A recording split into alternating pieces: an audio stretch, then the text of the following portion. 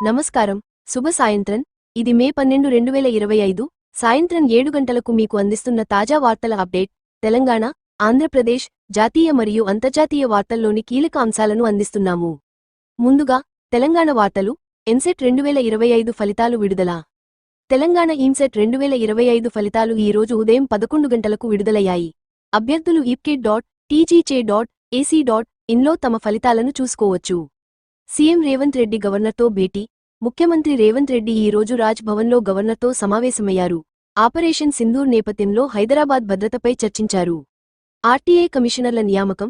తెలంగాణ ప్రభుత్వం 4 కొత్త ఆర్టీఏ కమిషనర్లను నియమించింది. పివి శ్రీనివాసరావు, మొహసిన్ పర్వీన్, దేశాల భూపాల్, బోరెడ్డి అయోధ్యరెడ్డి పేర్లతో జియో జారీ చేసింది. ఆంధ్రప్రదేశ్ వార్తలు. ఏపీసెట్ 2025 హాల్ టికెట్లు.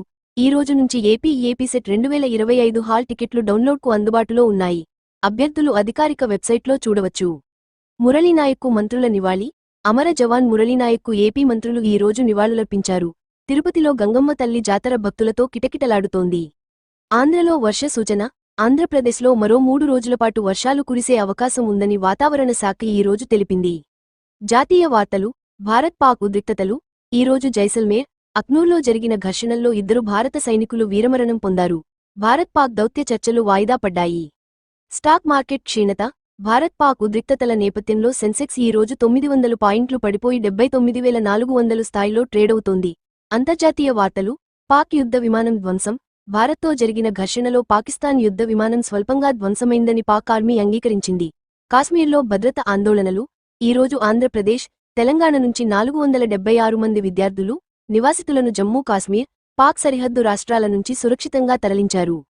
ఈ వార్తలు మీకు ఉపయోగకరంగా ఉంటే మా యూట్యూబ్ ఛానల్ను తప్పక సబ్స్క్రైబ్ చేయండి. రోజూ తాజా, నిజమైన వార్తల కోసం బెల్ ఐకాన్ను క్లిక్ చేయడం మర్చిపోవద్దు. మీ అభిప్రాయాలను కామెంట్లో తెలియజేయండి. మరిన్ని వార్తలతో త్వరలో కలుద్దాం. Bye friends.